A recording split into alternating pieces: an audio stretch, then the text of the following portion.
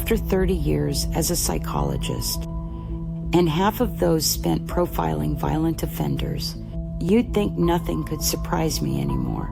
But let me tell you about the man with the list. I had this patient, let's call him Neil, early 40s, ordinary IT consultant type, shy, always wore perfectly pressed shirts, smelled faintly of antiseptic soap. He came in complaining of insomnia, nightmares, and intrusive thoughts, textbook anxiety, or so I thought, until one session.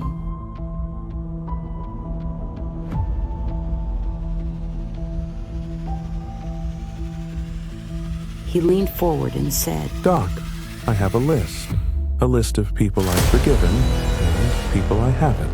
At first, I thought it was a journal exercise, something a self-help book told him to try. He smiled, a slow, thin smile, and said, "Crossing them off one by one." My blood went cold. I pressed further. He confessed he'd been testing people, small things at first, stealing a colleague's lunch to see if they'd confront him, giving someone the wrong directions on purpose. Each person's reaction determined which list they went on. A barista who smirked at him, she went on the unforgiven list. A week later, Emma fell down her apartment stairs and broke her neck. I notified the authorities, of course. Officially ruled accidental, but Neil swore it was his doing. But here's where it gets strange. Police investigated Neil, found nothing linking him to Emma's death or to any other incidents.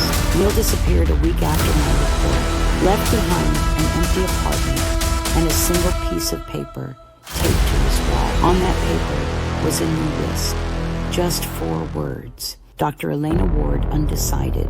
I still check over my shoulder, and every time a stranger smiles at me in a bar, I wonder which list I'm on.